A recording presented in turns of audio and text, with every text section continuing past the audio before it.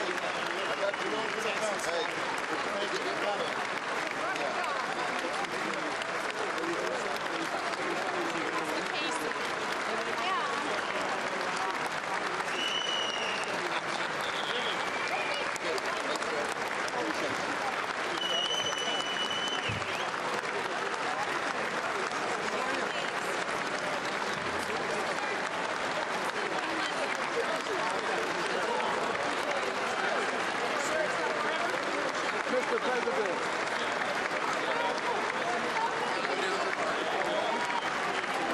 them moving, Mr. Green. I'm sorry. I'm trying to keep them on time.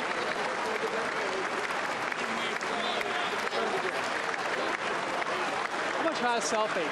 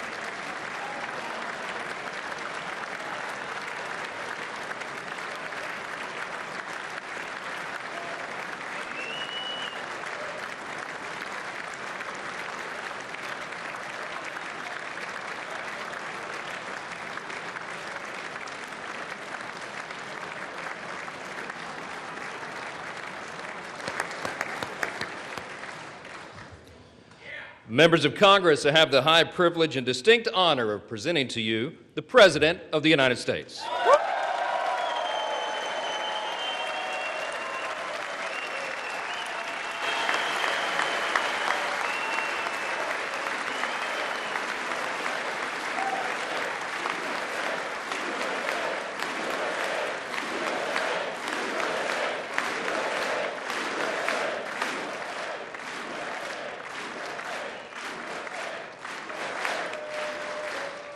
Well, thank you very much, everybody. It's really an honor.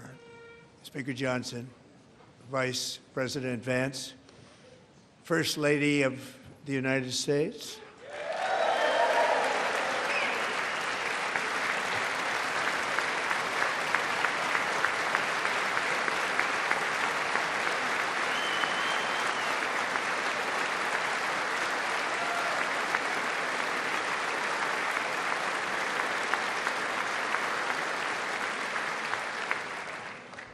Second Lady of the United States,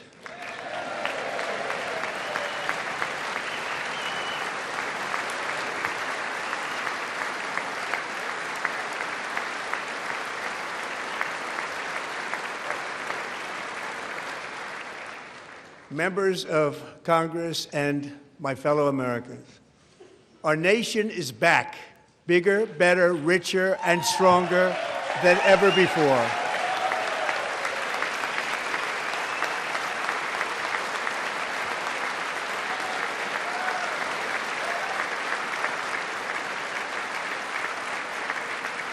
less than 5 months from now, our country will celebrate an epic milestone in American history, the 250th anniversary of our glorious American independence.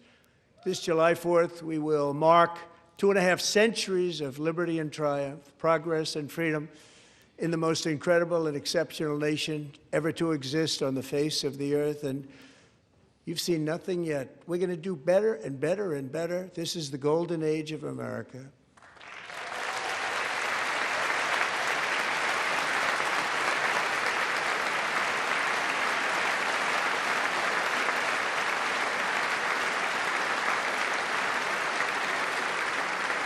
When I last spoke in this chamber 12 months ago, I had just inherited a nation in crisis with a stagnant economy, inflation at record levels, a wide open border, horrendous recruitment for military and police, rampant crime at home, and wars and chaos all over the world.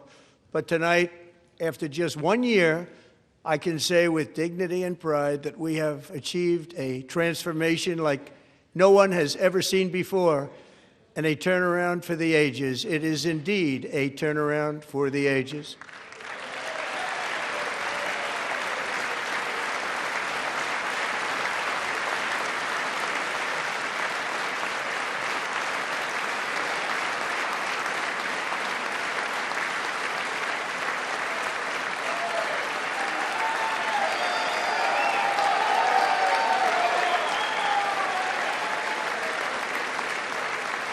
And we will never go back to where we were just a very short time ago. We're not going back.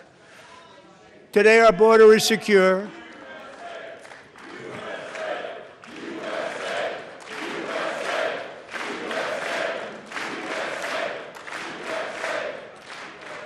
Thank you. Today, our border is secure. Our spirit is restored. Inflation is plummeting. Incomes are rising fast. The roaring economy is roaring like never before, and our enemies are scared, our military and police are stacked, and America is respected again, perhaps like never before.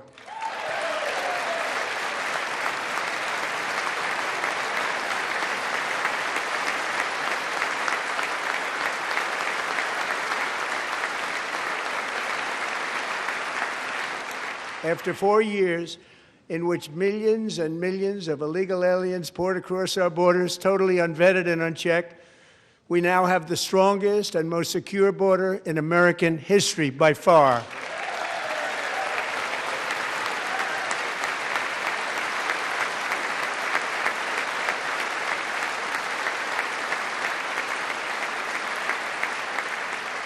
In the past 9 months, 0 illegal aliens have been admitted to the United States.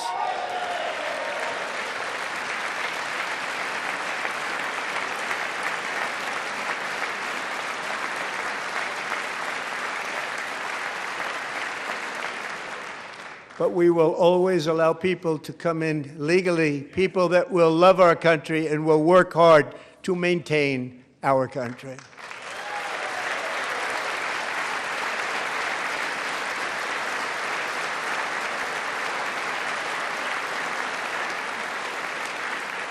The flow of deadly fentanyl across our border is down by a record 56% in 1 year.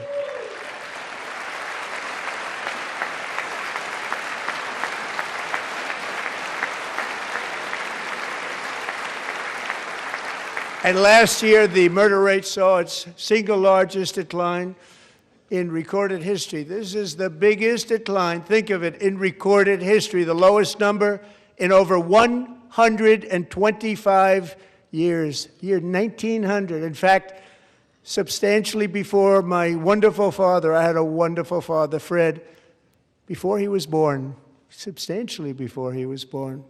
That's a long time ago. He wouldn't like me to say that, but that's a long time ago. The Biden administration and its allies in Congress gave us the worst inflation in the history of our country. But in 12 months, my administration has driven core inflation down to the lowest level in more than 5 years, And in the last 3 months of 2025, it was down to 1.7%.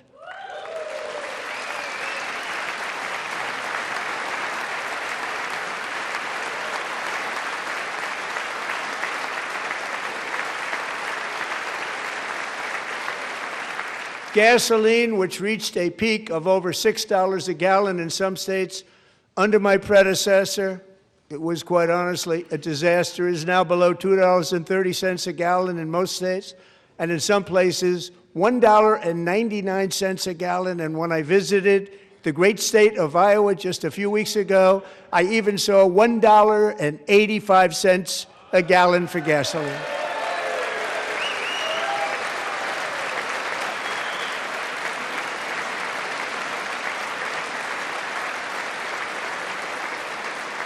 Mortgage rates are the lowest in 4 years and falling fast, and the annual cost of a typical new mortgage is down almost $5,000 just since I took office. 1 year. And low interest rates will solve the Biden-created housing problem while at the same time protecting the values of those people who already own a house that really feel rich for the first time in their lives. We want to protect those values. We want to keep those values up. We're going to do both. And we are going to keep it that way. The stock market has set 53 all-time record highs since the election. Think of that, 1 year. Boosting pensions, 401ks, and retirement accounts for the millions and millions of Americans. They're all gaining. Everybody's up, way up. In 4 long years, the last administration got less than $1 trillion in new investment in the United States. And when I say less, substantially less. In 12 months, I secured commitments for more than $18 trillion pouring in from all over the globe.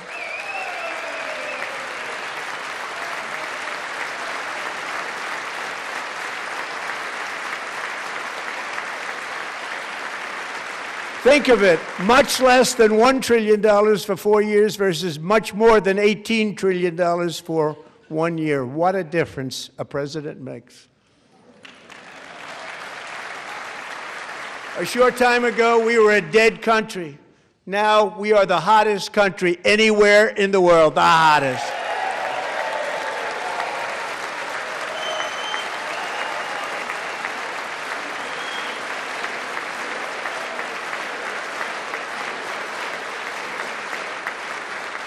As thousands of new businesses are forming and factories, plants, and laboratories are being built, we have added 70,000 new construction jobs in just a very short period of time. It's getting bigger and bigger and stronger.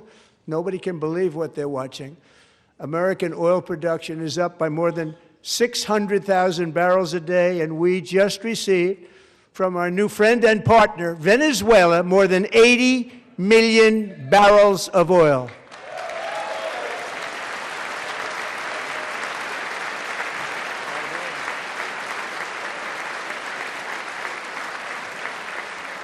American natural gas production is at an all-time high because I kept my promise to drill, baby, drill.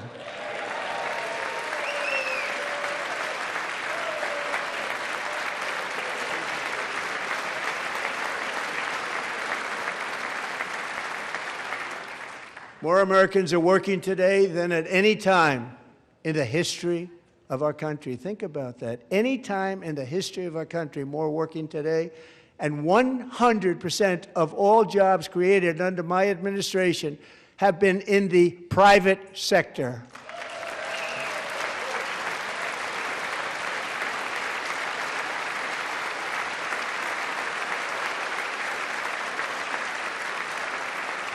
We ended DEI in America.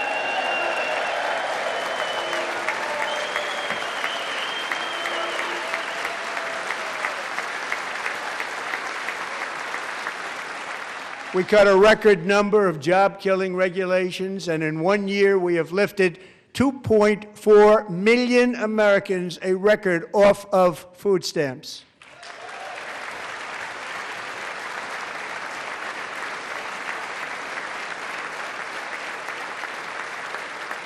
And for all of these reasons, I say tonight, members of Congress, the state of our union is strong.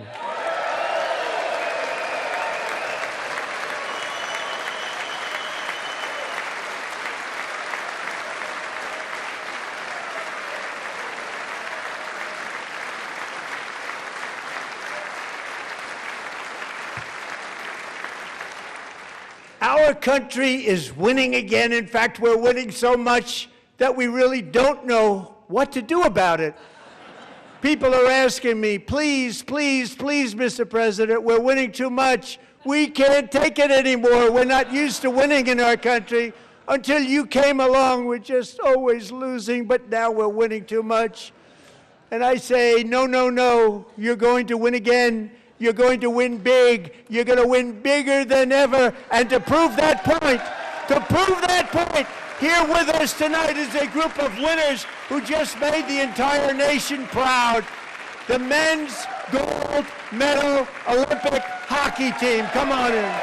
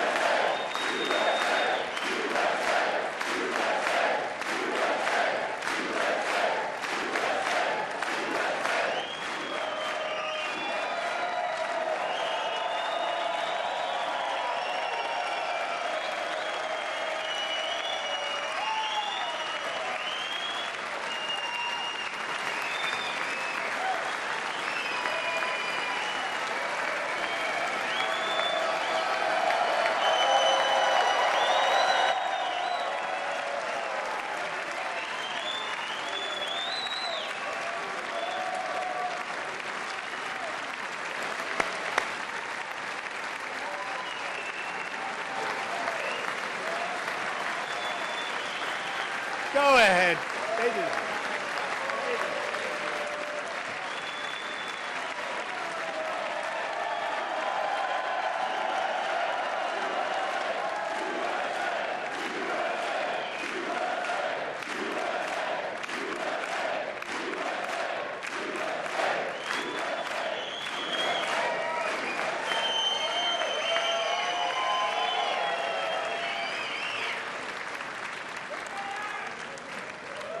That's the first time I've ever seen them get up. And actually, not all of them did get up. But they beat a fantastic Canadian team in overtime, as everybody saw, as did the American women who will soon be coming to the White House.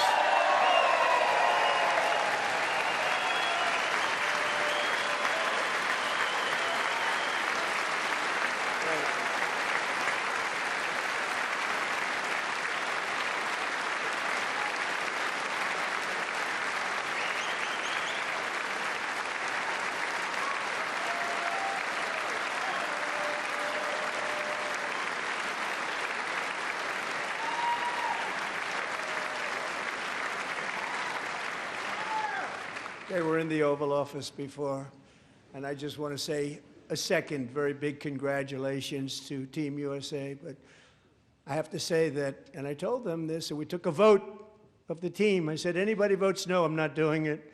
So they stood there, and they weren't about to say no, because I've never seen a goaltender play as well as goalie Connor Hellebuck.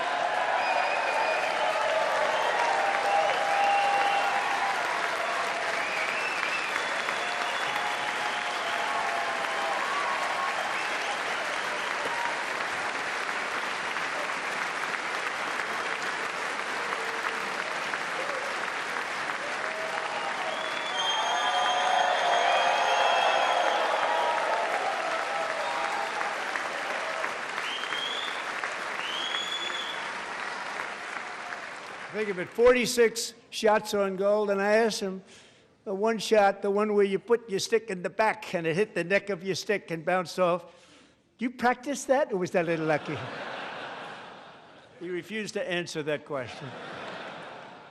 But I just want to tell you that the members of this great hockey squad will be very happy to hear, based on their vote and my vote, and in this case my vote was more important, that I will soon be presenting Connor with our highest civilian honor, which we will be given and which has been given to many athletes over the years. But when I say many, not too many, like 12, it's called the highest civilian honor in our country, the Presidential Medal of Freedom.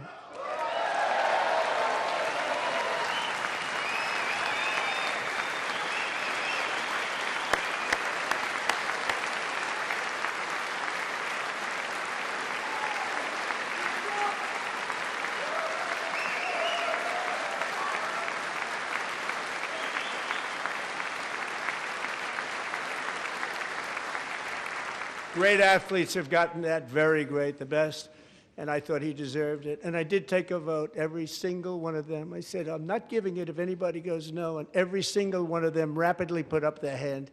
So I want to thank you. What a special job you did. What special champions you are. Thank you very much.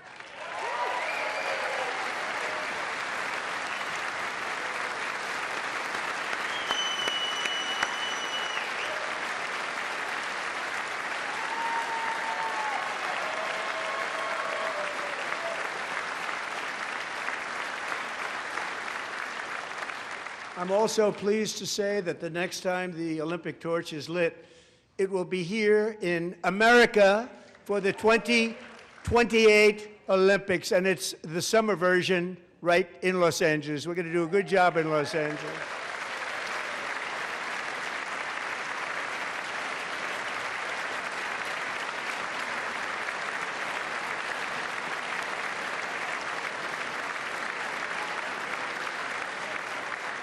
And Los Angeles is going to be safe, just like Washington, D.C. is now one of the safest cities in the country.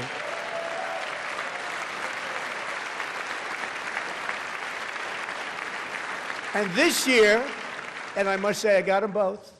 I got them in my first term, and I was disappointed because I didn't think I'd be the president when this happened.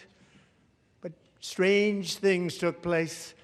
And now I've got them because I got the Olympics and I got the 2026 FIFA World Cup, and I wanted to claim the 250th, but I didn't get away with that one. I couldn't claim that one for myself.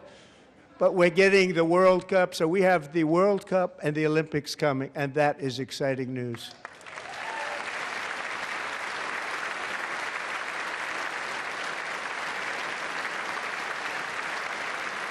So this will be a year to celebrate our country and the heroes who have kept it free. Men like Buddy Taggart.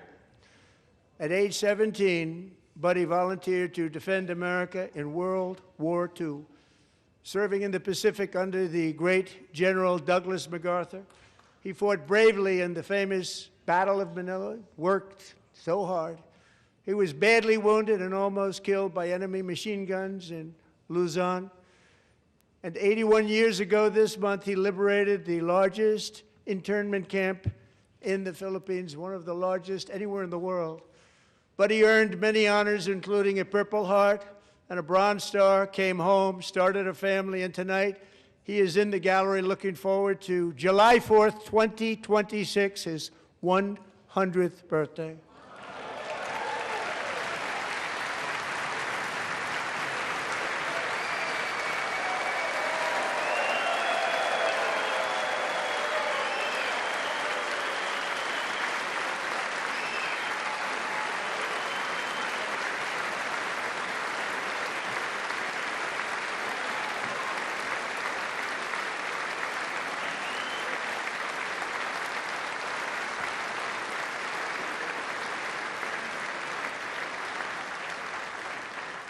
So, Buddy, you're a brave man, and we salute you.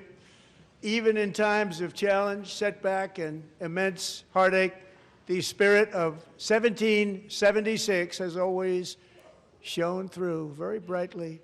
It was July 4th of last year when floodwaters tore through a girls' summer camp in Central Texas, one of the worst things I've ever seen. I was there, rising 26 feet in the matter of minutes, tragically claiming many, many lives. You all remember that one. as the waters threatened to sweep her away. 11-year-old Millie Kate McClelland closed her eyes and prayed to God. She thought she was going to die. Those prayers were answered when Coast Guard rescue swimmer Scott Ruskin descended from a helicopter above. Nobody knew where he came from. It was Scott's first ever rescue mission, a young guy, but very brave, very, very top, always top in his class, and he lifted not just Millie Kate, but 164 others to safety.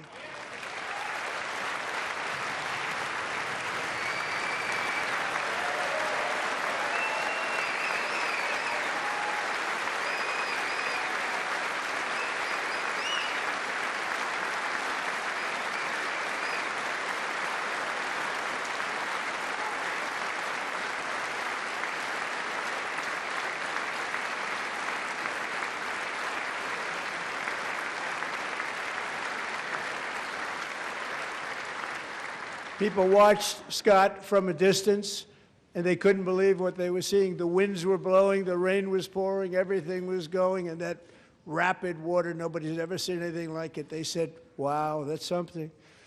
Tonight, Scott and Millie Kate are here together, reunited for the very first time. Thank you, Scott, Millie Kate.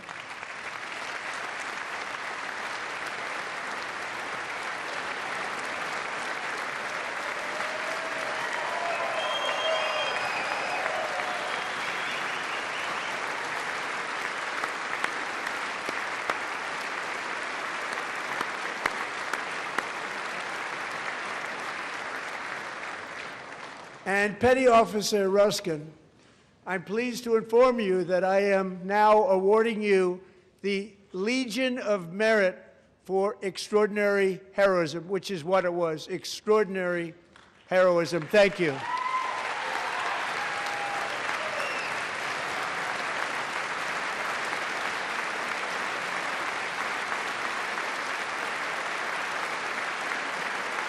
And I'd like to have the military aide to please come down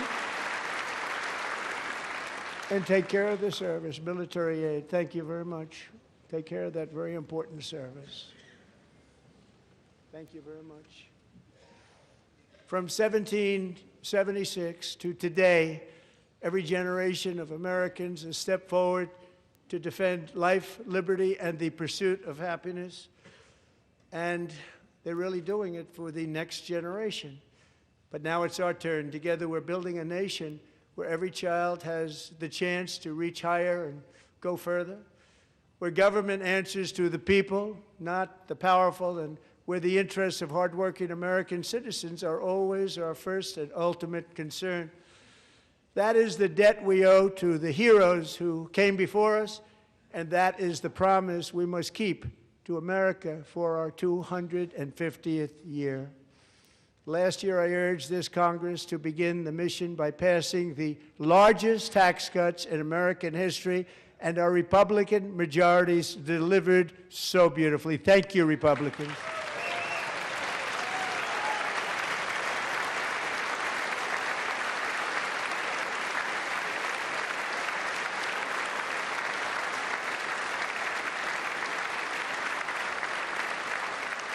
All Democrats, every single one of them, voted against these really important and very necessary massive tax cuts.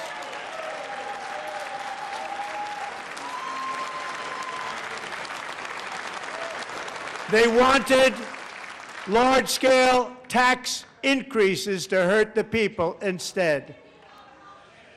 But we held strong, and with the great, big, beautiful bill, we gave you no tax on tips, no tax on overtime, and no tax on Social Security for our great seniors.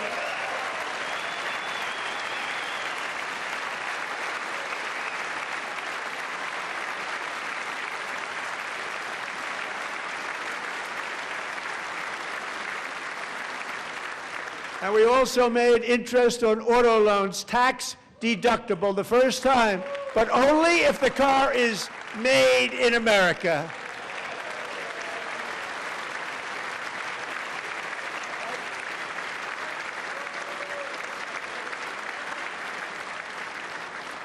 Recently in Pennsylvania, I met Megan Hemhauser, a devoted mom who's homeschools her children, beautiful, 2 children, during the day while waiting tables at night as her husband works overtime operating very heavy equipment. Megan is here this evening, and she's happy to tell you that she is so much richer because with no tax on tips, no tax on overtime, and our expanded child tax credit done again by Republicans, Megan and her husband will take home more than $5,000 extra just for the year, cutting her tax bill in more than half.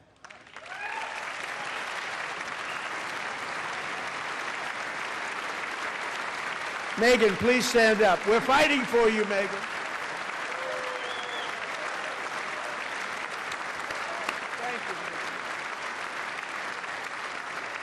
Thank you, Megan. We're fighting for you, Megan.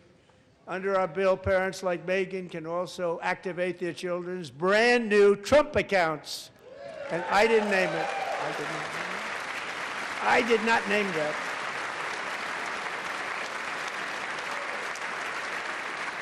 Nobody believes me, but I did not name it. It was named by a very tall man sitting right there in the 3rd row. Nice man, a good man. Tax-free investment accounts for every American child. This is something that's so special and has taken off and gone through the roof. Millions will be pre-funded courtesy of the U.S. Treasury and private individuals like Michael and Susan Dell, who have donated $6.25 billion to fund the Trump accounts for 25 million American children. They're great people.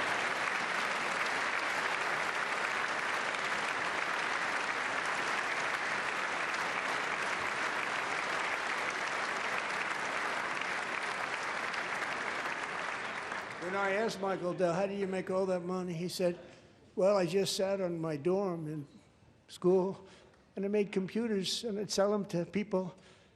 And I just kept selling and selling and selling, and pretty amazing story. That's called the American dream. He sold a lot of computers, a lot of those laptops, so I congratulate him on that, but I really thank him and Susan, as well as others like Brad Gerstner, a very tremendous guy. He was behind it right from the beginning. Brad Gerstner. Thank you, Brad.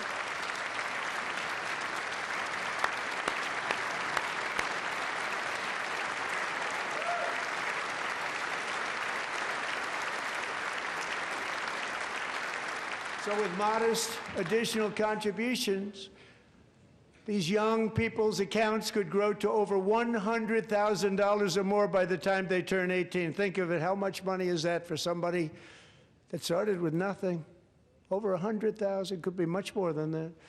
To make this investment in our children's future, go to trumpaccounts.gov, trumpaccounts.gov. And a lot of people are doing it. It's setting every record in the book. It's popular. They knew what it was going to take. I'm so proud of them. I'm so proud of the people that got it started. And now it's just taken off. One of the primary reasons for our country's stunning economic turnaround, the biggest in history, where the Dow Jones broke 50,000 4 years ahead of schedule, and the S&P hit 7,000, where it wasn't supposed to do it for many years, were tariffs. I used these tariffs, took in hundreds of billions of dollars to make great deals for our country, both economically and on a national security basis. Everything was working well. Countries that were ripping us off for decades are now paying us hundreds of billions of dollars. They were ripping us so badly, you all know that. Everybody knows it. Even the Democrats know it. They just don't want to say it. And yet these countries are now happy, and so are we. We made deals. The deals are all done. And they're happy. They're not making money like they used to, but we're making a lot of money. There was no inflation, tremendous growth, and the big story was how Donald Trump called the economy correctly, and 22 Nobel Prize winners in economics didn't. They got it totally wrong. They got it really wrong. And then just 4 days ago, an unfortunate ruling from the United States Supreme Court. It just came down. It came down. Very unfortunate ruling. But the good news is that almost all countries and corporations want to keep the deal that they already made, right, Scott? Knowing that the legal power that I, as president, have to make a new deal could be far worse for them, and therefore they will continue to work along the same successful path that we had negotiated before the Supreme Court's unfortunate involvement. So despite the disappointing ruling, these powerful, country-saving, it's saving our country, the kind of money we're taking in, peace-protecting. Many of the wars I settled was because of the threat of tariffs. I wouldn't have been able to settle them without. Will remain in place under fully approved and tested alternative legal statutes. And they have been tested for a long time. They're a little more complex, but they're actually probably better, leading to a solution that will be even stronger than before. Congressional action will not be necessary. It's already time-tested and approved. And as time goes by, I believe the tariffs paid for by foreign countries will, like in the past, substantially replace the modern-day system of income tax, taking a great financial burden off the people that I love.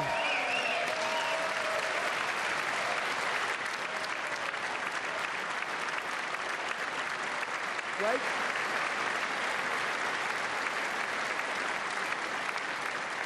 Moving forward, factories, jobs, investment, and trillions of dollars will continue pouring into the United States of America because we finally have a president who puts America first. I put America first. I love America.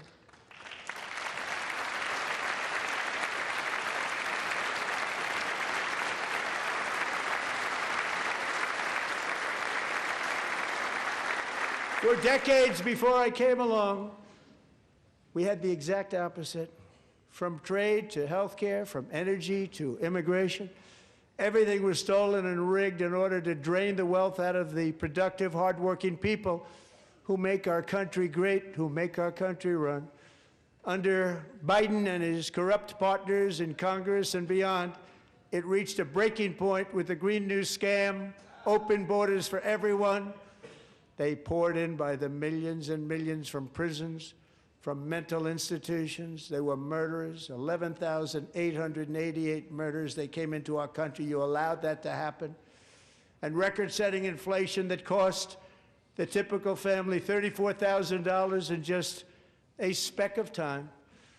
Now the same people in this chamber who voted for those disasters suddenly used the word affordability, a word. They just used it. Somebody gave it to them, knowing full well that they caused and created the increased prices that all of our citizens had to endure. You caused that problem. You caused that problem.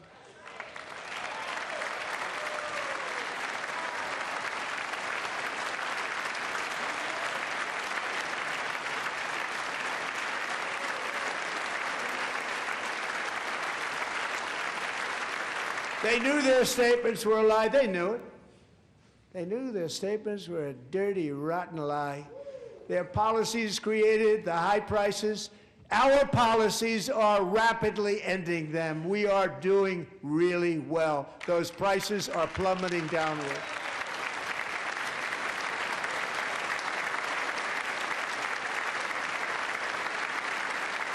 The price of eggs is down 60%, Madam Secretary, thank you.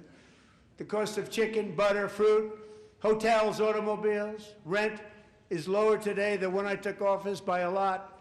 And even beef, which was very high, is starting to come down significantly. Just hold on a little while, we're getting it down. And soon you will see numbers that few people would think were possible to achieve just a short time ago. Nobody can believe when they see the kind of numbers, and especially energy, when they see energy going down to numbers like that, they cannot believe it. It's like another big tax cut. I'm also confronting one of the biggest ripoffs of our times, the crushing cost of health care caused by you. Since the passage of the Unaffordable Care Act, sometimes referred to as Obamacare, big insurance company that's gotten rich. It was meant for the insurance companies, not for the people. With our government giving them hundreds and hundreds of billions of dollars a year as their stock prices soared 1,000, 1,200, 1,400, and even 1,700%, like nothing else. That's why I introduced the great health care plan. I want to stop all payments to big insurance companies and instead give that money directly to the people so they can buy their own health care, which will be better health care at a much lower cost.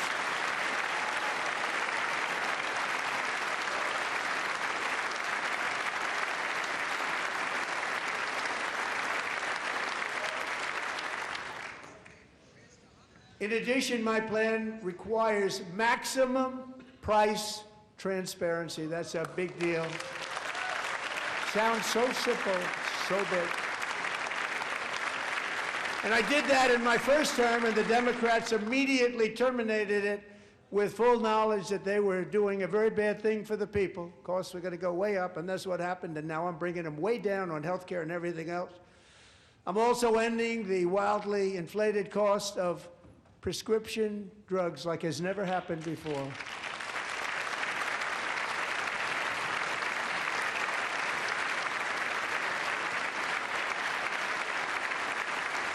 Other presidents tried to do it, but they never could. They tried. Most didn't try, actually. But they tried. They said they tried. They couldn't do it. They didn't even come close. They were all talk and no action, but I got it done. Under my just enacted most favored nation agreements, Americans who have for decades paid by far the highest prices of any nation anywhere in the world for prescription drugs will now pay the lowest price anywhere in the world for drugs. Anywhere, the lowest price.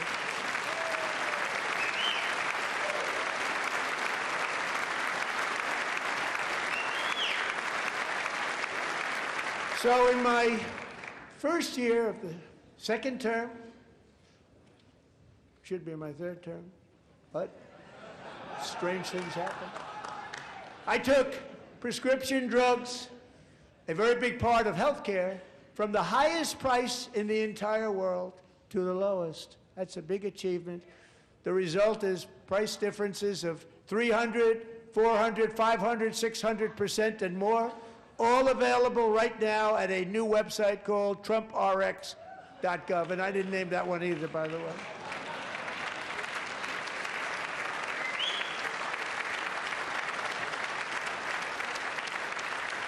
And here tonight is the very first customer ever to get that big discount, and it is big, Catherine Rayner. For 5 years, she and her husband have struggled with infertility, and they turned to IVF. One drug has been costing Catherine $4,000 to purchase, but a few weeks ago, she logged onto the TrumpRx website and got that same drug that cost $4,000, got it for under $500. A reduction of much more, actually, than $3,500. Catherine, we are all praying for you, and you're going to be a great mom.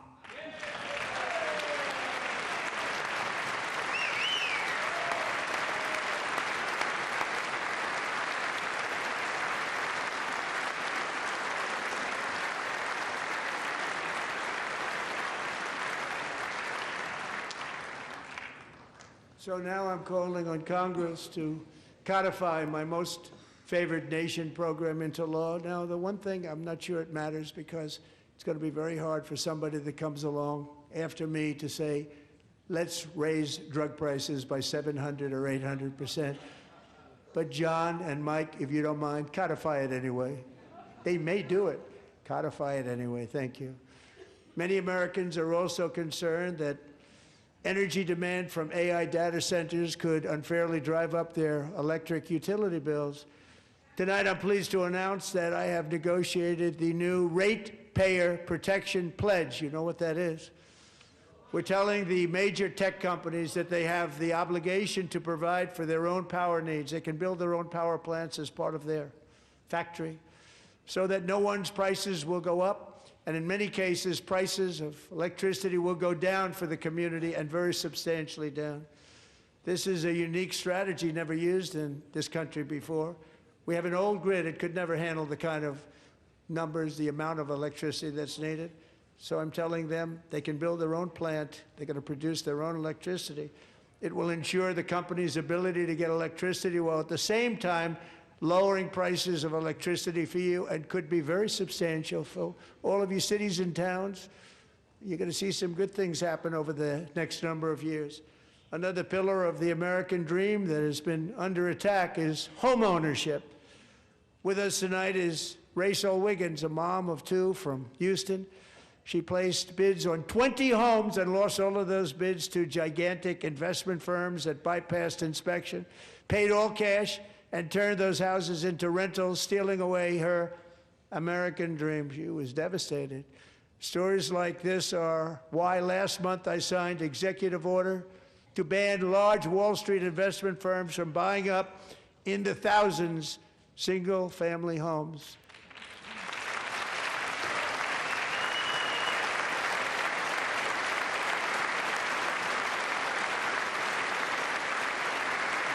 And now I'm asking Congress to make that ban permanent, because homes for people, really, that's what we want. We want homes for people, not for corporations. Corporations are doing just fine. Rachel, thank you very much. Good luck with your home. You'll get one soon.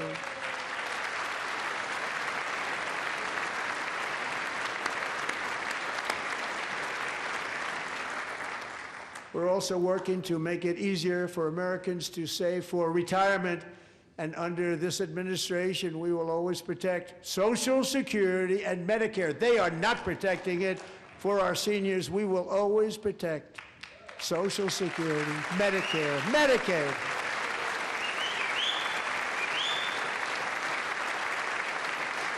Since I took office, the typical 401k balance is up by at least $30,000. That's a lot of money. We have millions and millions of people, because the stock market has done so well, setting all those records. Your 401ks are way up. Yet half of all of working Americans still do not have access to a retirement plan with matching contributions from an employer. To remedy this gross disparity, I'm announcing that next year my administration will give these often forgotten American workers, great people, the people that built our country, access to the same type of retirement plan offered to every federal worker. We will match your contribution with up to $1,000 each year. As we ensure that all Americans can profit from a rising stock market, let's also ensure that members of Congress cannot corruptly profit from using insider information.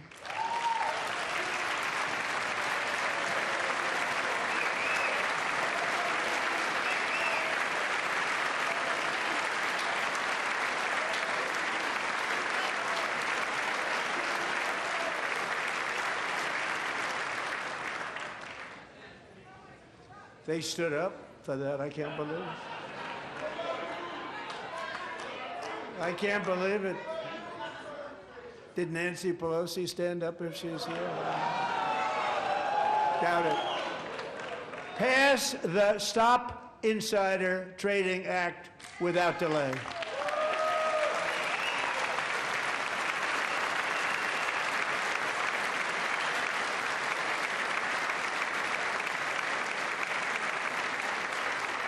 I wasn't sure if anybody even on this side was going to applaud for that. I'm very impressed. Thank you. I'm very impressed. But when it comes to the corruption that is plundering, it's plundering America. There's been no more stunning example than Minnesota, where members of the Somali community have pillaged an estimated $19 billion from the American taxpayer. Oh, we have all the information. And in actuality, the number is much higher than that. And California, Massachusetts, Maine, and many other states are even worse. This is the kind of corruption that shreds the fabric of a nation, and we are working on it like you wouldn't believe. So tonight, although started 4 months ago, I am officially announcing the war on fraud to be led by our great Vice President, J.D. Vance.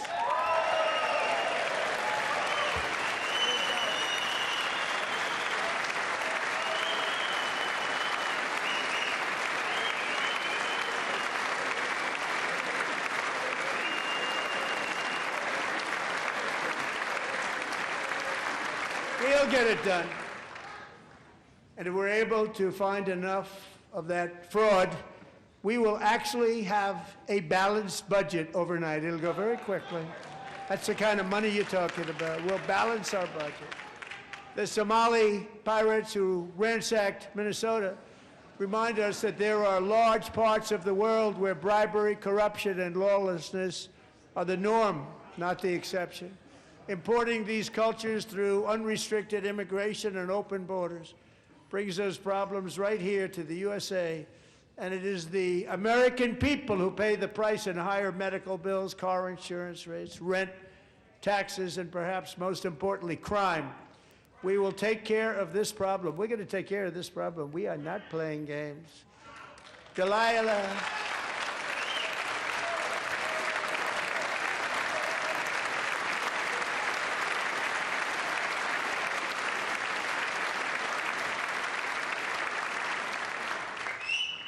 Delilah Coleman was only 5 years old in June 2024 when a 18-wheel tractor trailer plowed into her stopped car traveling at 60 miles an hour or more. The driver was an illegal alien let in by Joe Biden and given a commercial driver's license by open borders politicians in California. Doctors said Delilah would never be able to walk or talk, have a good life. She wouldn't even be able to eat again. But against all odds, she is now in the first grade learning to walk. And she's here this evening with her dad, Marcus, a fantastic man. Delilah, please, you are a great inspiration. Please stand up.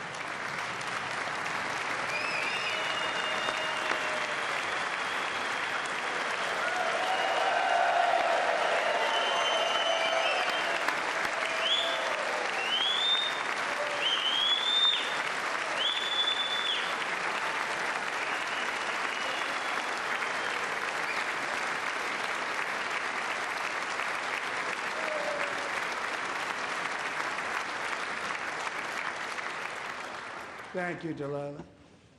Many, if not most, illegal aliens do not speak English and cannot read even the most basic road signs as to direction, speed, danger, or location. That's why tonight I'm calling on Congress to pass what we will call the Delilah Law, barring any state from granting commercial driver's licenses to illegal aliens.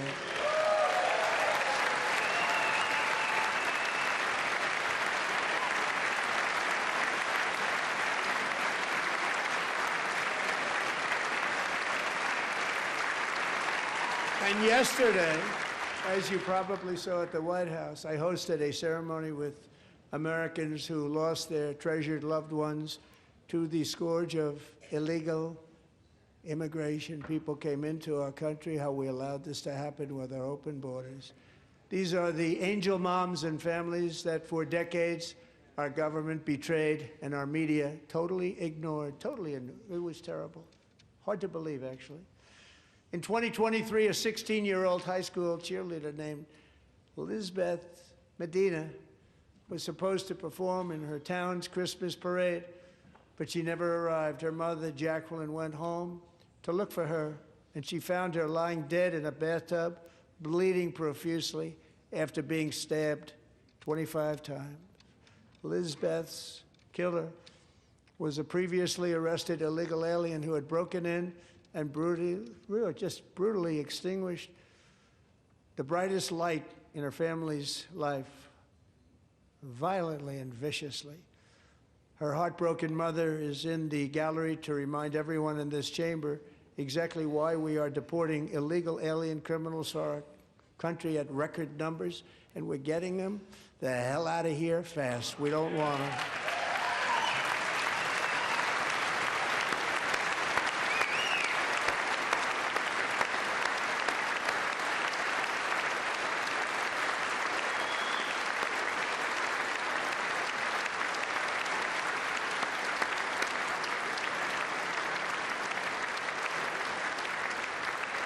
Thank you very much, Jacqueline. Thank you. We can never forget that many in this room not only allowed the border invasion to happen before I got involved, but indeed they would do it all over again if they ever had the chance. If they ever got elected, they would open up those borders to some of the worst criminals anywhere in the world. The only thing standing between Americans and a wide open border right now is President Donald J. Trump and our great Republican patriots in Congress. Thank you. Thank you.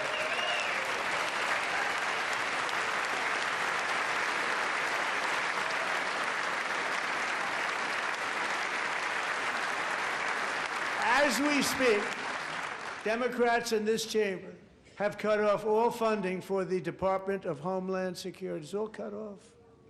It's all cut off. They have instituted another Democrat shutdown, the first one costing us 2 points on GDP. 2 points we lost on GDP, which probably made them quite happy, actually. Now they have closed the agency responsible for protecting Americans from terrorists and murderers. Tonight I'm demanding the full and immediate restoration of all funding for the border security, Homeland Security of the United States, and also for helping people clean up their snow. We have no money because of the Democrats, and it would be nice, we'd love to give you a hand at cleaning it up, but you gave no money.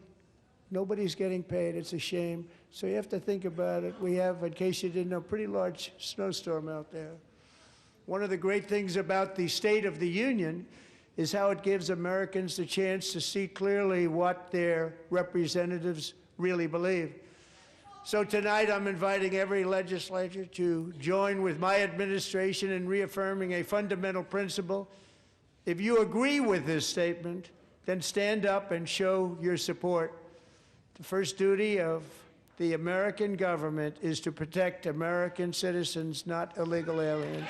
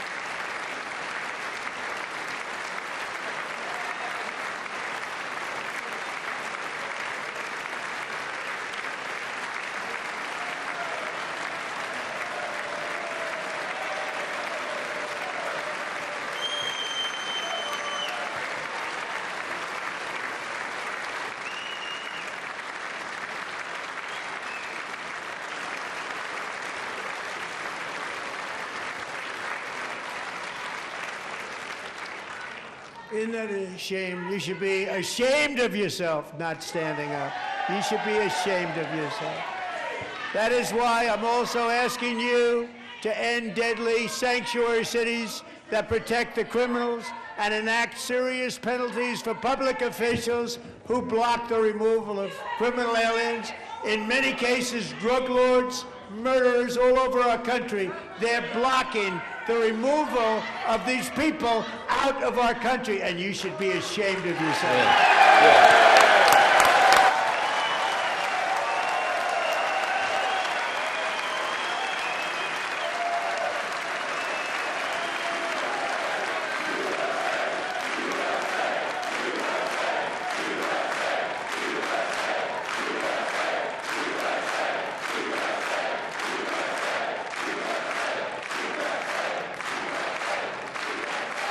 And perhaps most importantly, I'm asking you to approve the Save America Act.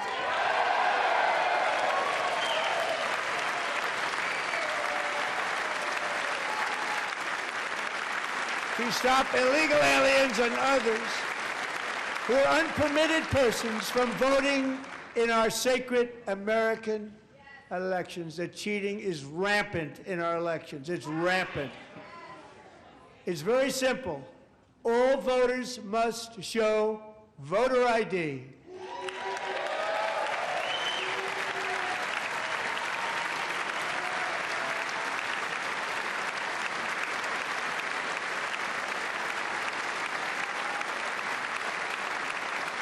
All voters must show proof of citizenship in order to vote.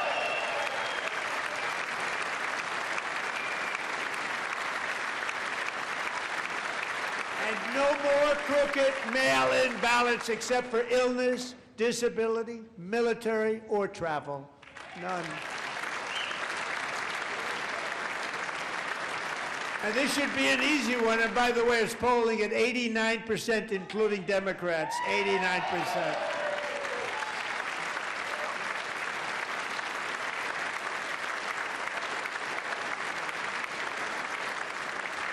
And even the new communist mayor of New York City, I think he's a nice guy, actually. Speak to him a lot. Bad policy, but nice guy. Just said they want people to shovel snow. They got hit hard. Wants them to shovel snow, but if you apply for that job, you need to show 2 original forms of ID and a Social Security card. Yet they don't want identification for the greatest privilege of them all, voting in America. No, it's no good. No good. Both Republicans and Democrats overwhelmingly agree on the policy that we just enunciated. And Congress should unite and enact this common sense, country-saving legislation right now, and it should be before anything else happens.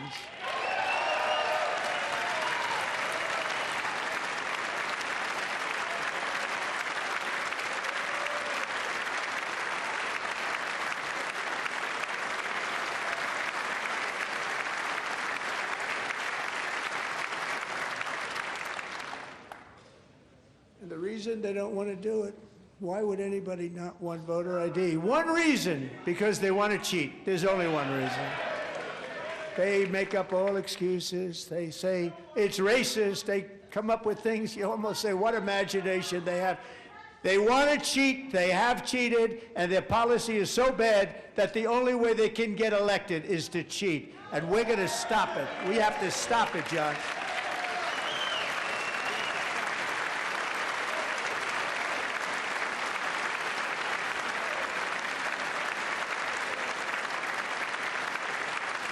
And here is one more opportunity to show common sense in government. In the gallery tonight are Sage Blair and her mother, Michelle. In 2021, Sage was 14 when school officials in Virginia sought to socially transition her to a new gender, treating her as a boy and hiding it from her parents. Hard to believe, isn't it? Before long, a confused Sage ran away from home after she was found in a horrific situation in Maryland. A left-wing judge refused to return Sage to her parents because they did not immediately state that their daughter was their son. Sage was thrown into an all-boys state home and suffered terribly for a long time. But today, all of that is behind them because Sage is a proud and wonderful young woman with a full-ride scholarship to Liberty University. Sage and Michelle, please stand up.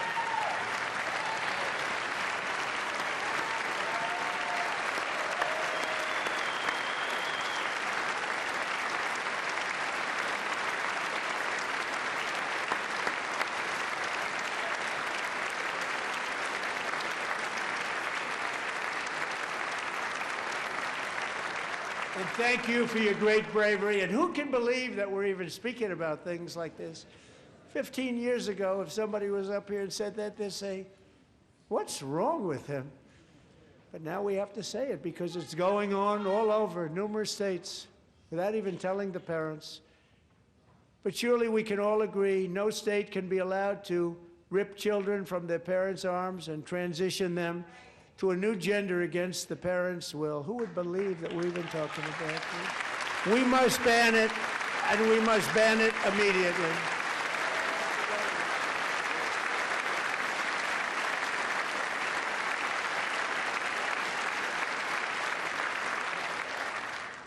Look, nobody stands up. These people are crazy, I'm telling you. They're crazy.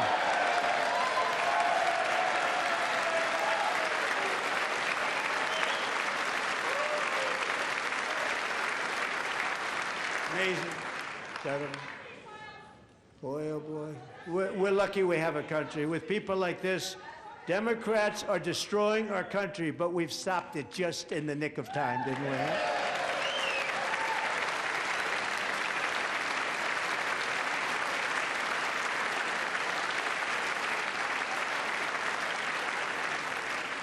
No one cares more about protecting America's youth than our wonderful First Lady, now a movie star. She's a movie star. Can you believe it? Who would have believed that? Over the past year, she has had an incredible impact championing AI legislation, advancing a landmark executive order on foster care, and helping secure $30 million to launch the Melania Trump Foster Youth to Independence Initiative. It's a tremendous, really a tremendous thing that happened and had a lot of bipartisan support. She gets much better bipartisan support than I do. I get none. She gets a lot.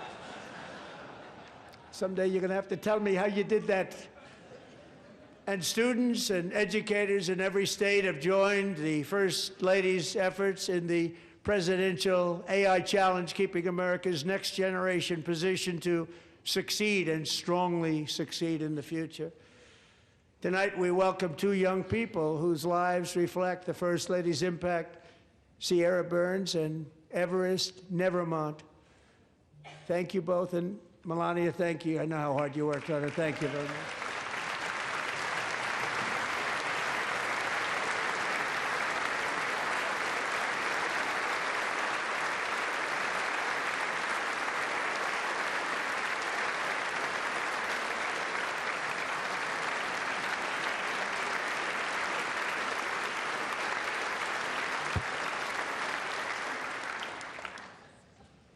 I'm very proud to say that during my time in office, both the first 4 years and in particular this last year, there has been a tremendous renewal in religion, faith, Christianity, and belief in God.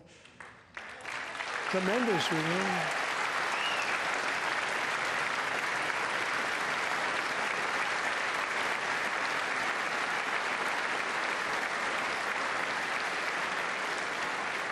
This is especially true among young people, and a big part of that had to do with my great friend, Charlie Kirk, a great guy, great man.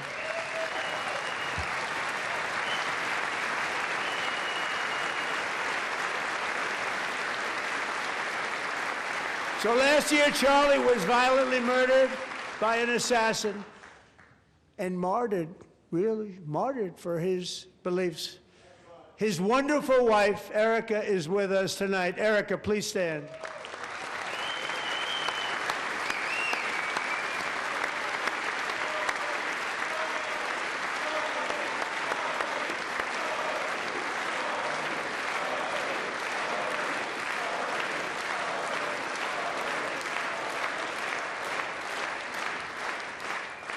Thank you, Erica. Been through a lot. In Charlie's memory, we must all come together to reaffirm that America is one nation under God, and we must totally reject political violence of any kind.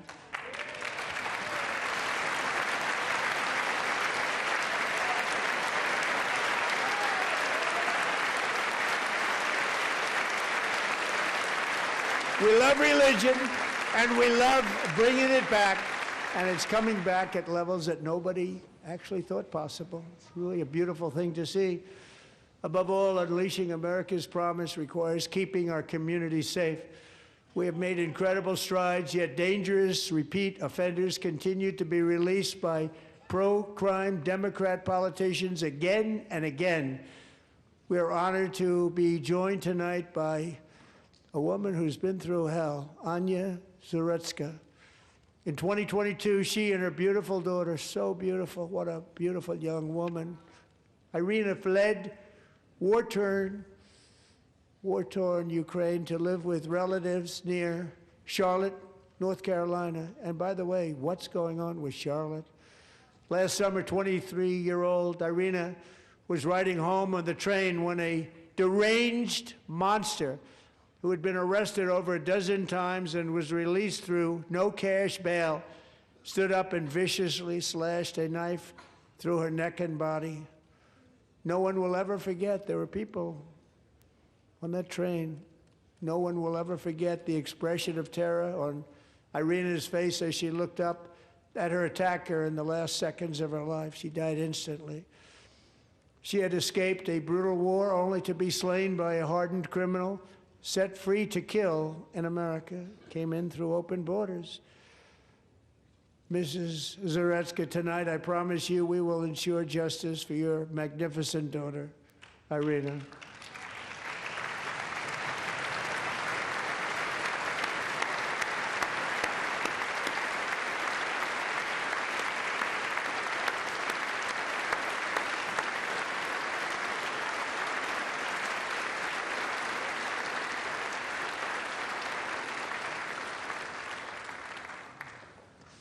How do you not stand? How do you not stand? I'm asking this Congress to pass tough legislation to ensure that violent and dangerous repeat offenders are put behind bars, and importantly, that they stay there.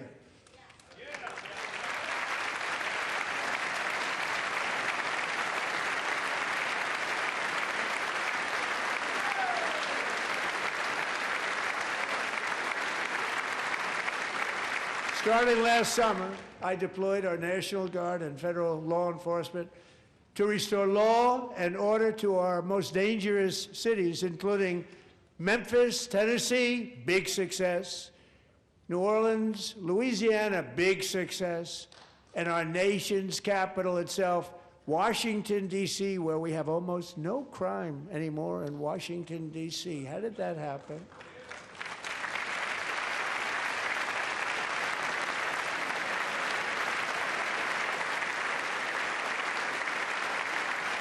In fact, crime in Washington is now at the lowest level ever recorded, and murders in D.C. this January were down close to 100% from a year ago.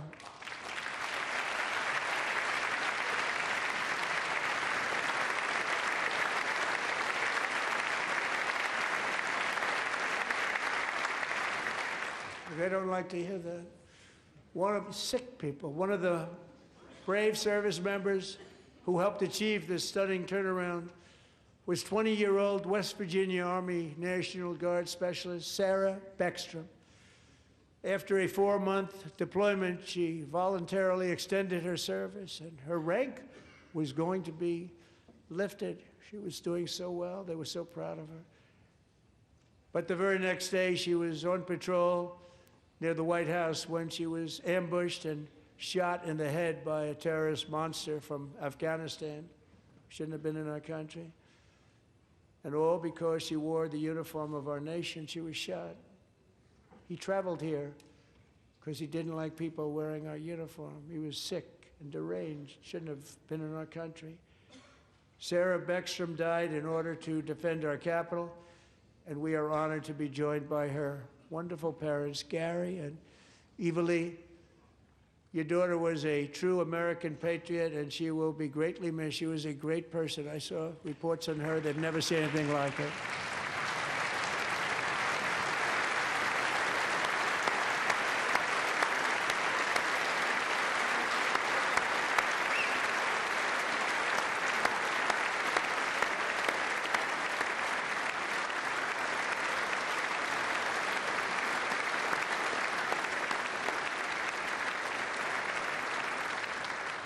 So sorry. Thank you very much. A great young lady. I saw reports that were like, perfect. She was perfect. Serving alongside Sarah that day was Staff Sergeant Andrew Wolf. The terrorist shot Andrew in the head, and no one thought he could possibly make it. The two of them, Sarah and Andrew, both shot violently in the head. Neither was expected to make it. They weren't even given a chance, except his wonderful mother, named Melody, who I spoke to the same night, and she was so positive. The doctors thought that Andrew was gone, but his mother said, no, no, Mr. President, Andrew will be fine. He's going to make it. I've never seen anything like it. I mean, he was given almost no chance. She said, I have no doubt, sir, he's going to be okay. This was a conversation that I had with her that night, with her son laying helplessly in bed, blood all over. Everybody is praying, she said, sir, he will be okay. The doctors didn't understand what she was saying, and after looking at the results of the damage done, neither did I. She was so strong and conclusive that even Andrew's great father felt she didn't really understand the gravity of the situation. But she turned out to be right. Right, Melody? She turned out to be right.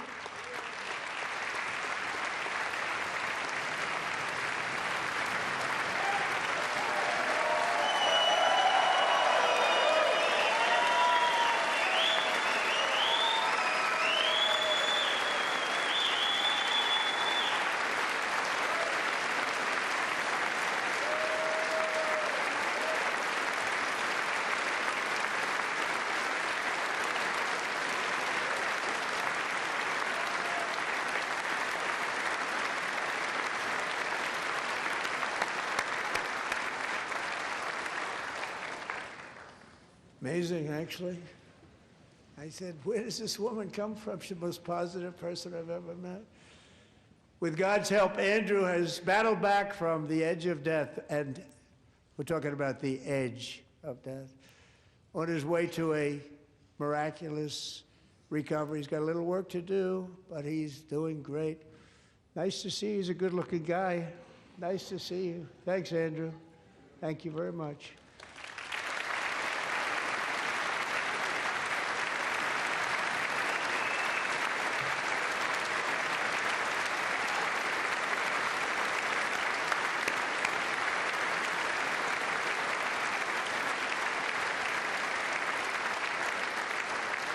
So, Andrew, while you're up, now I'm going to ask a highly respected General James Seward to present Staff Sergeant Andrew Wolf and the great family of Sarah Beckstrom with the award created by our late, great President George Washington himself. It's called the Purple Heart.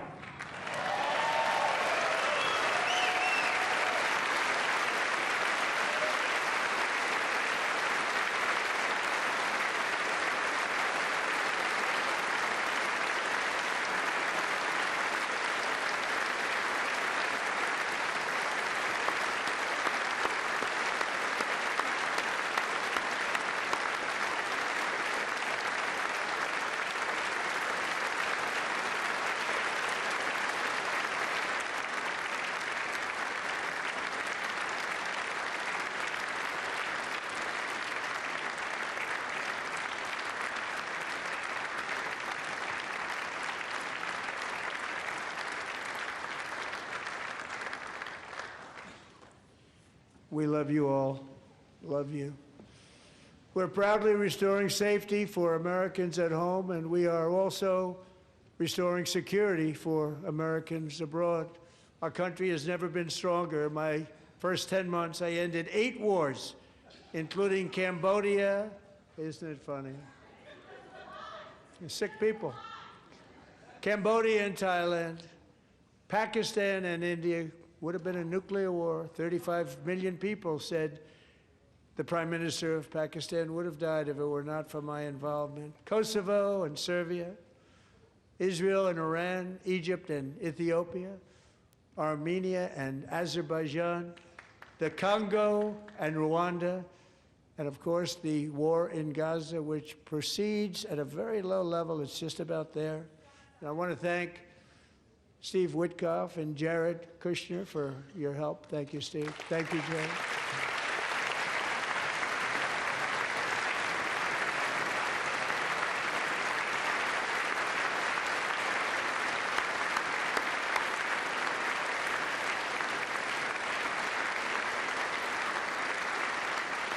And I also want to thank the man they report to, Secretary of State Marco Rubio. Thank you, Marco.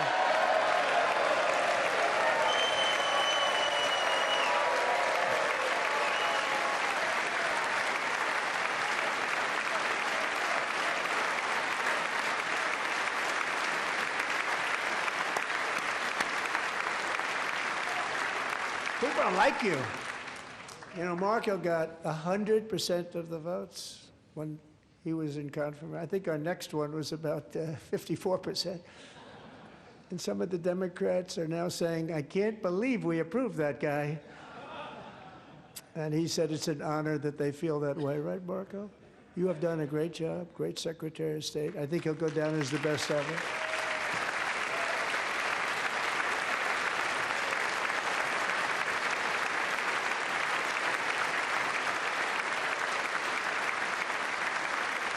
Under the ceasefire I negotiated, every single hostage, both living and dead, has been returned home. Can you believe that?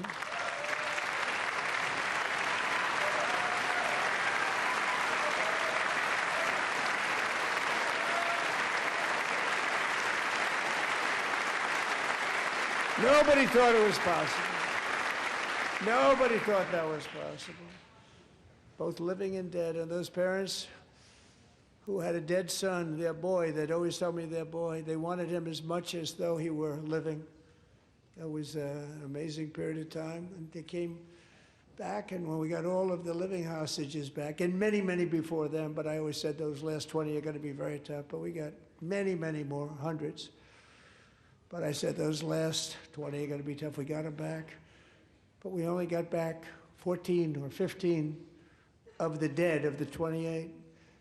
And believe it or not, Hamas worked along with Israel, and they dug, and they dug, and they dug. It's a tough thing to do, going through bodies all over, passing up 100 bodies sometimes for each one that they found. Tough job. And they finally got it back to 27. And then Steve and Jared, they got it back to 28. They found all 28. Nobody thought that was possible, but we did it. And I remember the family of the 28th. They were so grieved, but they were so happy as it's possible to be. They had their boy back. The mother said, "Sir, we have our boy back." What a period of time that was, but we got them all back. So thank you both very much. Great job.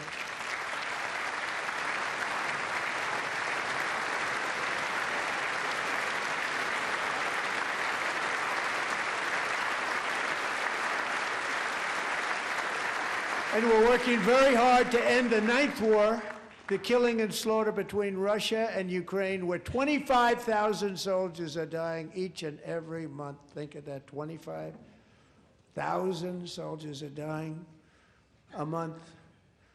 A war which would have never happened if I were president, would have never happened.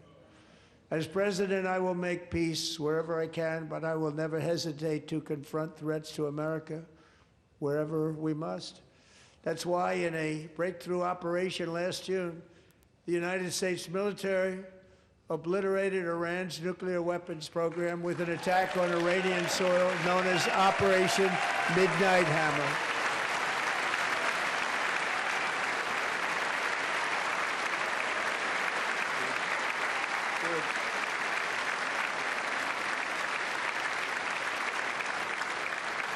For decades, it had been the policy of the United States never to allow Iran to obtain a nuclear weapon. Many decades. Since they seized control of that proud nation 47 years ago, the regime and its murderous proxies have spread nothing but terrorism and death and hate. They've killed and maimed thousands of American service members and hundreds of thousands and even millions of people with what's called roadside bombs. They were the kings of the roadside bomb. And we took out Soleimani. I did that during my first term. Had a huge impact. He was the father of the roadside bomb.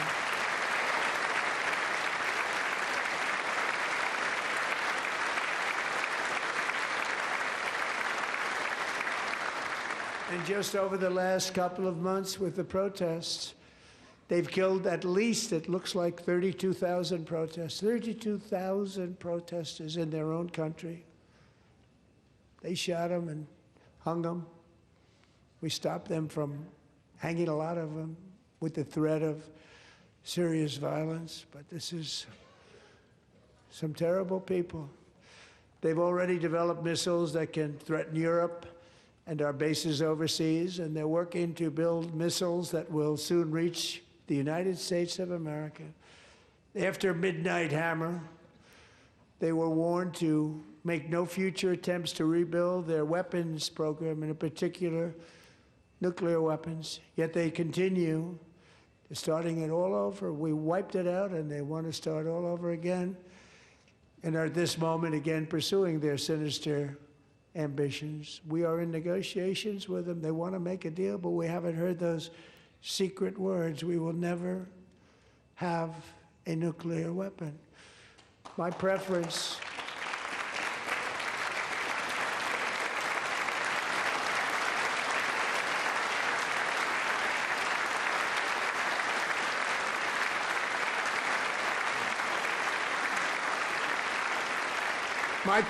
is to solve this problem through diplomacy. But one thing is certain, I will never allow the world's #1 sponsor of terror, which they are by far, to have a nuclear weapon. Can't let that happen.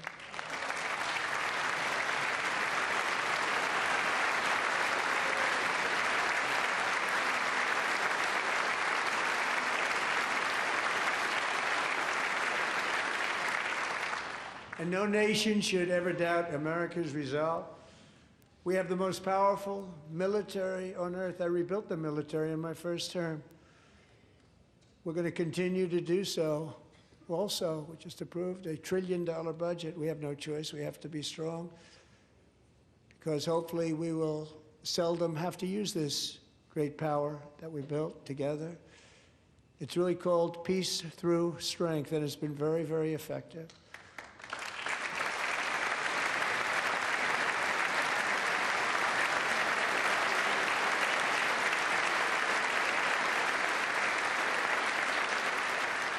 So thanks to Republicans in Congress, we're investing that record number of dollars, have no choice, in the United States Armed Forces. Also creating a lot of jobs, but we're not even doing it for that reason. Because as I said, we have more jobs, more people working today than ever before in the history of our country.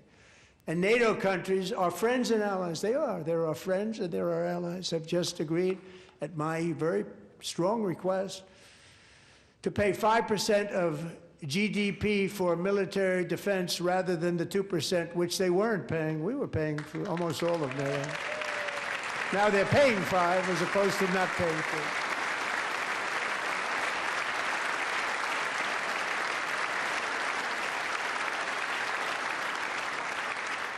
And getting that 5% was something which everyone said would never be done, could not happen. We got it really easily with one meeting. And big difference between 2% that's not paid. We were paying the freight of many of them. Very few were paid up. Now 5%, then they're paid. And everything we send over to Ukraine is sent through NATO, and they pay us in full. They pay us totally in full. Every branch of our armed forces is setting records for recruitment. This is so exciting. And every service member recently.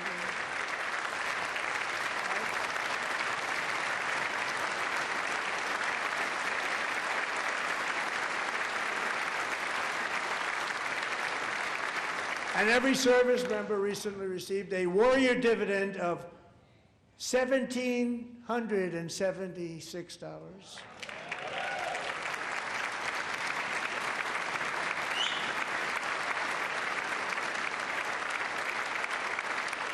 You know, they put it on my desk. We got the money from tariffs and other things, a lot of money we have. We have much more money than people understand. Have to rebuild that program a little bit, but it won't take long. But we got the money, and it was $1,775, and they wanted my approval. And I said, what's the number? $1,775. I said, wait a minute, for $1 more we can have $1,776. It's going to I said, we're going to figure that. I never asked anybody if we could afford it. $1 more. I said 1776. And I said, that's good. And I'll tell you what, our military, that was 4 months ago, our military, I never see a person in the military that doesn't thank me for it, so we're honored to do it. They deserve it. And we call it 1776. It was great. And we love our military. We love our law enforcement. We love our firemen. You know, the firemen don't get mentioned enough. We love our firemen. We're also...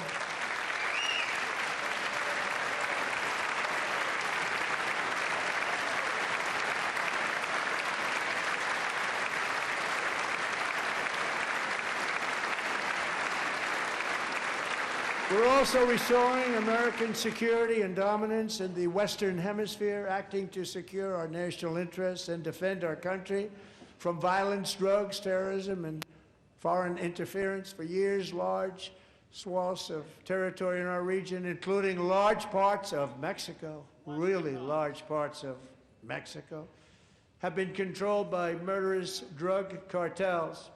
That's why I designated these cartels as foreign terrorist organizations, and I declared illicit fentanyl as a weapon of mass destruction.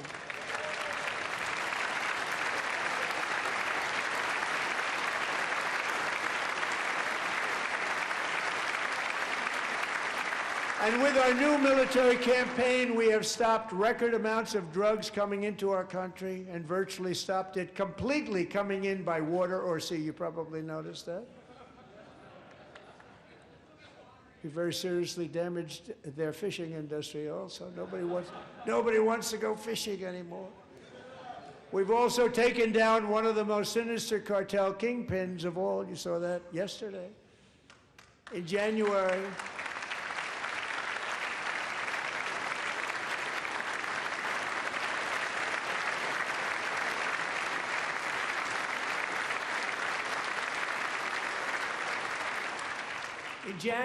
elite American warriors carried out one of the most complex, spectacular feats of military competence and power in world history. No one's seen anything like it. Foreign leaders, I won't tell you who, called me and they said, very impressive, very impressive. They couldn't believe, they all watched. They saw what happened. This is a different fighting force that we had years ago when we fought to tie. You know, it's a great fighting force. I'm so proud of it. Look at Space Force. Space Force is my baby, because we did that. My baby is becoming so important.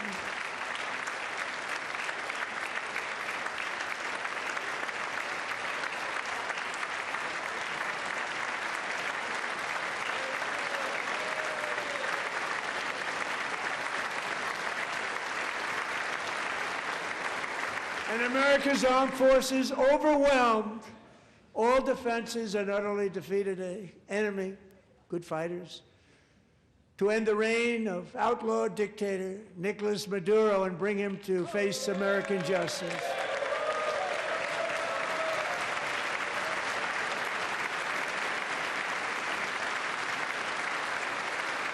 And this was an absolutely colossal victory for the security of the United States, and it also opens up a bright new beginning for the people of Venezuela.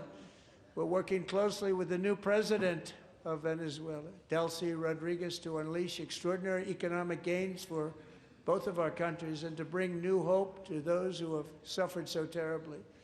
They really did suffer. With us tonight is Alejandro Gonzalez. She grew up in a tight-knit Venezuelan family and was especially close to her beloved uncle Enrique.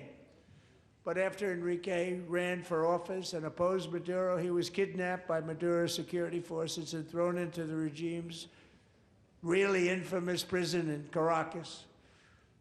Alejandro feared she would never see her uncle again. She feared for her own life also.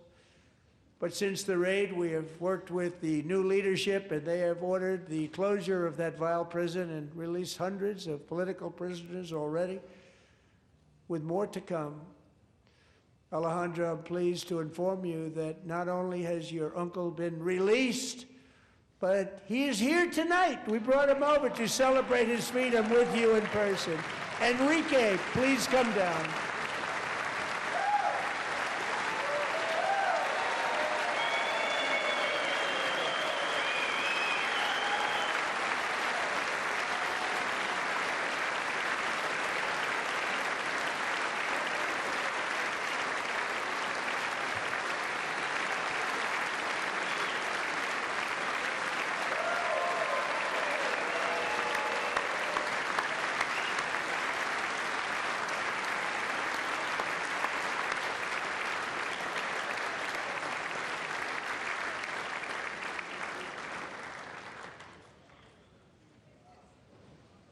Thank you, Enrique. Have a good time.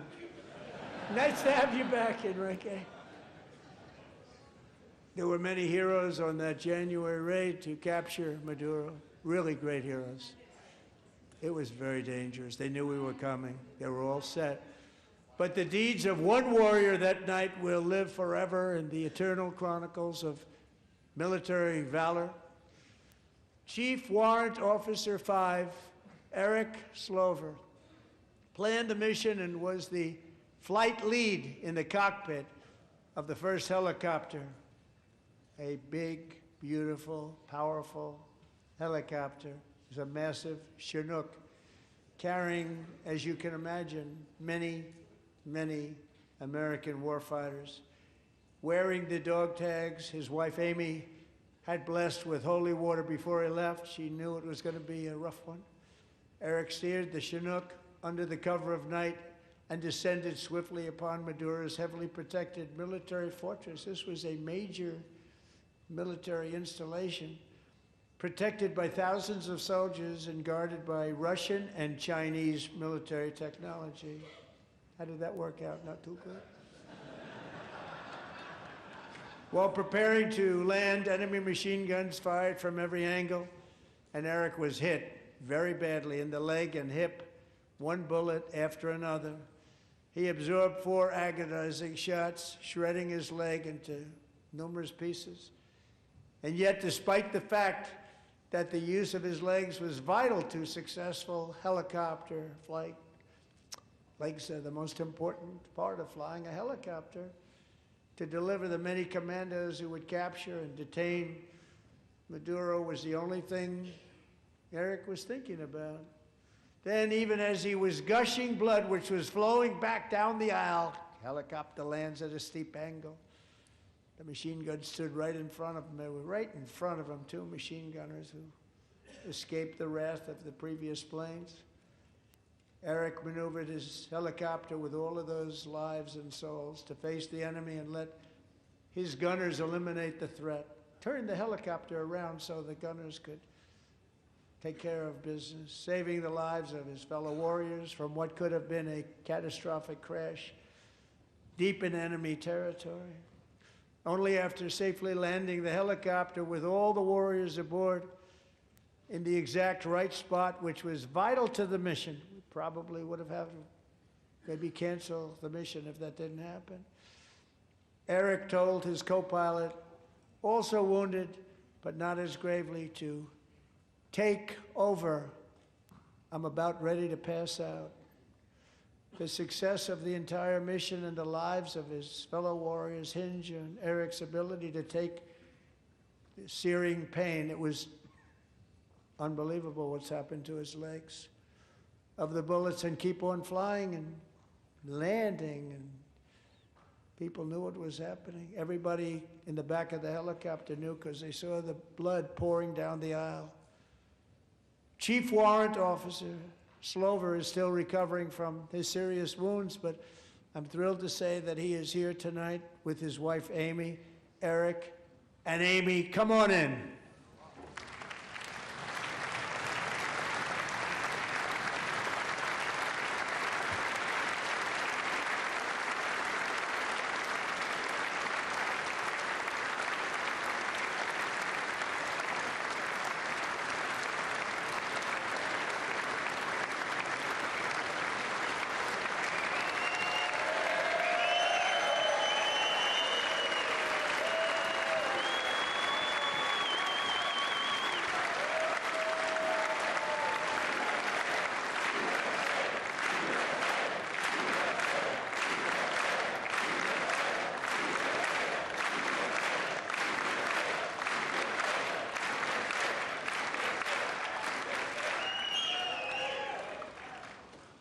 So we have a surprise for Eric and Amy. In recognition of Eric's actions above and beyond the call of duty, I would now like to ask General Jonathan Braga to present Chief Warrant Officer Slover with our nation's highest military award, the Congressional Medal of Honor.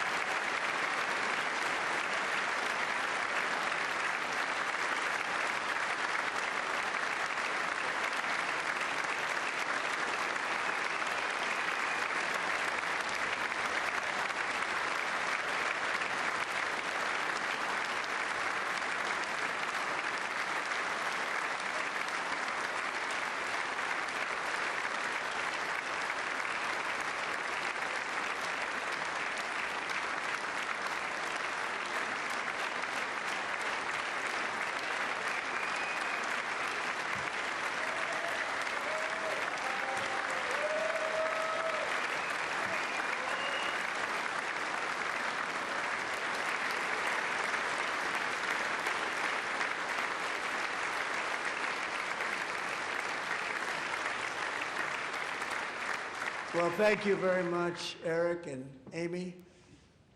Great to get to know you. I met with them and with a lot of their fellow warriors at Fort Bragg recently. You notice the name Fort Bragg, we have it back, we brought it back. We won the First World War with it, the Second World War with it, and then they decided to change the name. So we changed it back. Everybody wanted to change back too.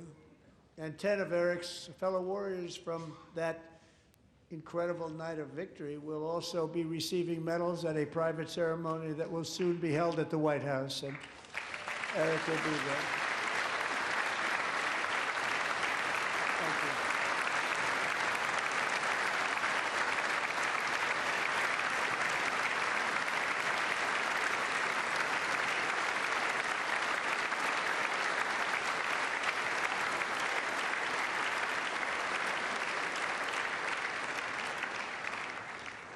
Thank you, Eric. That's a big one. Tonight we've celebrated many truly extraordinary American patriots, but there is one last living legend to honor before we go. He is one more heroic American aviator, Navy fighter pilot. Royce Williams served in World War II, Korea, Vietnam, flying more than 220 missions. In the skies over Korea in 1952, Royce was in the dogfight of a lifetime, legendary dogfight. Flying through blizzard conditions, his squadron was ambushed by 7 Soviet fighter planes. It was his first aerial combat of the war, and despite being massively outnumbered and outgunned, Royce led the takedown of 4 enemy jets and almost destroyed the others, vanquishing his adversaries while taking 263 bullets to his own plane and being seriously hurt. His story was secret for over 50 years. He didn't even want to tell his wife, but the legend grew and grew. But tonight, at 100 years old, this brave Navy captain is finally getting the recognition he deserves. He was a legend long before this evening. Royce, please stand up, and I will ask the First Lady of the United States to present Captain Royce Williams with his Congressional Medal of Honor.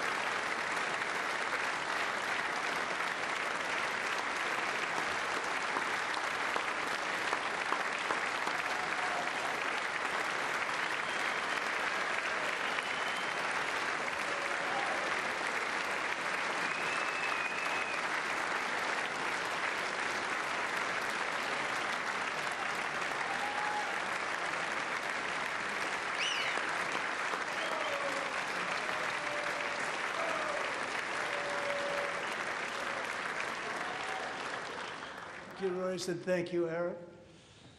I've always wanted the Congressional Medal of Honor, but I was informed I'm not allowed to give it to myself, and I wouldn't know why I'd be taking it, but if they ever open up that law, I will be there with you someday. But you know, that's our highest honor, Congressional Medal of Honor, and that's a big thing, and it's an honor to be in the same room with you. Thank you both very much, Eric. Thank you.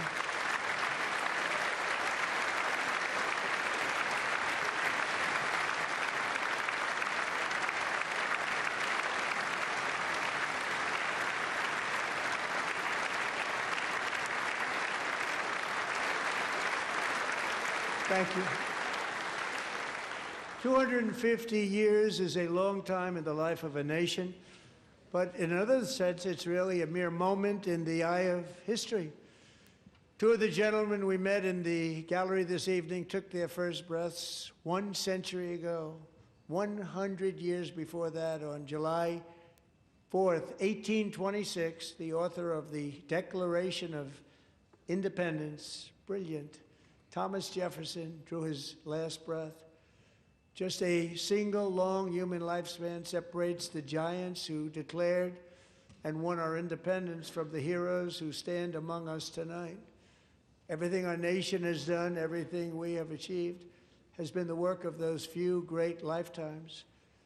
In those brief chapters, Americans built this nation from 13 humble colonies into the pinnacle of human civilization and human freedom, the strongest, wealthiest, most powerful, most successful nation in all of history. Americans ventured out across the daunting and dangerous continent. We carved paths through an unforgiving wilderness, settled a boundless frontier, and tamed the beautiful but very, very dangerous Wild West. From empty marshes and wide open plains, we raised up the world's greatest cities. Together, we mastered the world's mightiest industries and shattered history's monstrous tyrannies.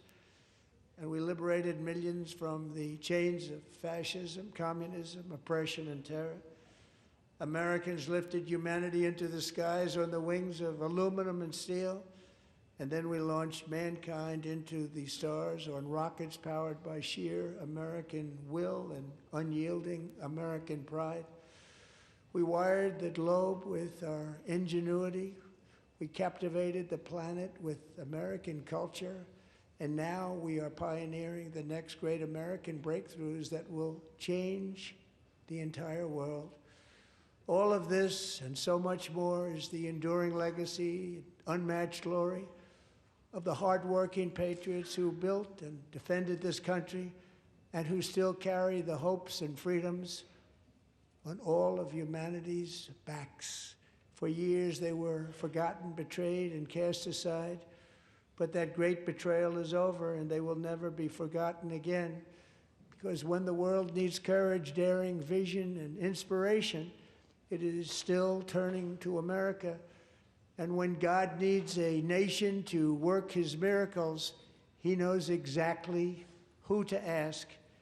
There is no challenge Americans cannot overcome, no frontier too vast for us to conquer, no dream too bold for us to chase, no horizon too distant for us to claim.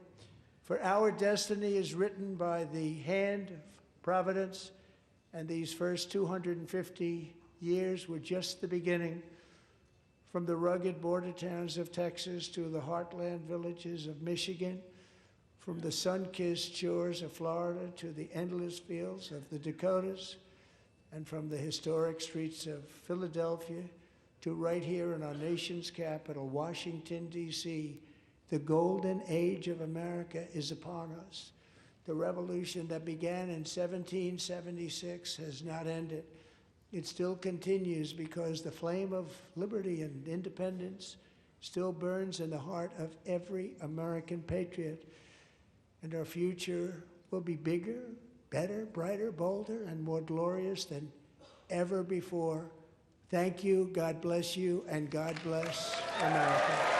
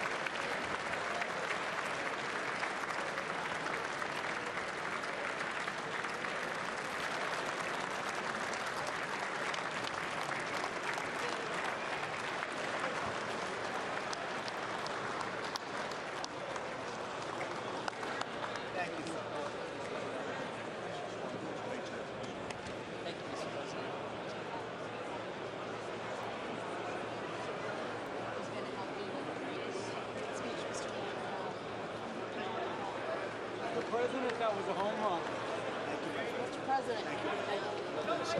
Hey. Okay, you too. All right. You're the best. Thank you. Good job. Thank you. Thank you. Very well done, sir. We'll see you Friday, Mr. President. Great job. Oh, good. See you. See you. Thank you. Well done. God bless you. Good job. Good man. Thank you. Excellent speech, Mr. President. I mean, excellent. Absolutely. I'm so